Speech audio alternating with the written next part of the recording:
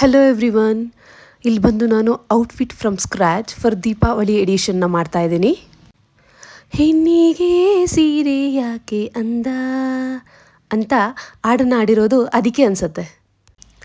ಹೆಣ್ಮಕ್ಳಿಗೆ ಯಾವ ಥರದ ಬಟ್ಟೆ ಇದ್ದರೂ ಕೂಡ ಸೀರೆ ಹಾಕ್ಕೊಂಡಾಗ ಕೊಡೋ ಆ ಫೀಲು, ಆ ಕಂಫರ್ಟು ಅದು ನೆಕ್ಸ್ಟ್ ಲೆವೆಲ್. ಇದು ಔಟ್ಫಿಟ್ ಫ್ರಮ್ ಸ್ಕ್ರ್ಯಾಚ್ ಆಗಿರೋದ್ರಿಂದ ಇಲ್ಲಿ ಫ್ಯಾಷನ್ ಡಿಸೈನರ್ ನಾವೇ.